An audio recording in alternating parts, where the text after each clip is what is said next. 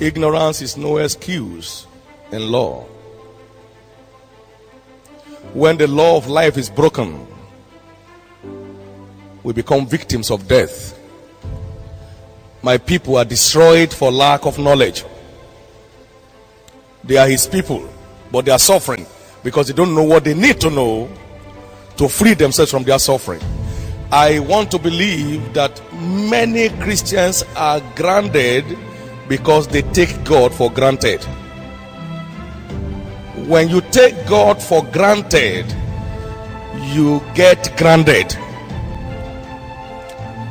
Anyone you show favor to that does not know how to respond, you are constrained from doing any further favor to him. It's natural. Thank you is what qualifies you for the next act of favor. Many people have had great times sometimes past, but the great times have turned into gloomy days because they did not acknowledge the source of the great times. So the one behind it withdraws and turns his back. May God not turn his back on anyone here. But for anyone who is close to the history of this church, you know, we are addicted to thanksgiving. It's an addiction. Just like alcoholics are addicted to wine and smokers to cigarette, the same way when you become addicted to thanksgiving, destiny opens up to you on its own accord. It says a good thing to give thanks unto the Lord and to sing praises unto his holy name, because the Most High God, to tell of his loving kindness in the morning and his faithfulness every night. So thanksgiving envelopes you and cocoons you in God. You are unreachable, you are unaccessible, you are enveloped. Divine presence covers you when you are a thanksgiver. God doesn't need your money, he doesn't need your materials. The only one thing God cannot give to himself is thank you. Have you ever seen anybody who say thank me? Now the only thing God can do for himself is to praise himself. That's why he's always around those who praise him, those who give him thanks all of the time.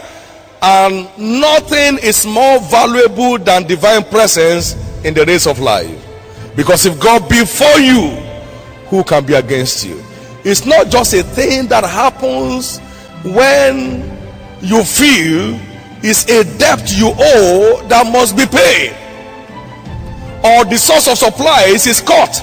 So thanksgiving and praise qualifies you to carry divine presence, and divine presence is all you need to have a most triumphant ride in life. Romans 8:31. If God be for us, who can be against us? Psalm 22 and verse 3. He inhabited the praises of his people. God won't be with you because you are crying. He will be with you because you are praising him. So when you give in to praise, you qualify for divine presence. And when you carry divine presence, it makes all the difference. There is nothing God is benefiting from you and me except the thank you and the bless you and the praise you, Lord. The truth is this: your degree of gratitude is what defines the greatness of your journey. Gratitude is what determines your ultimate altitude in life. The more grateful you are, the more colorful your destiny becomes.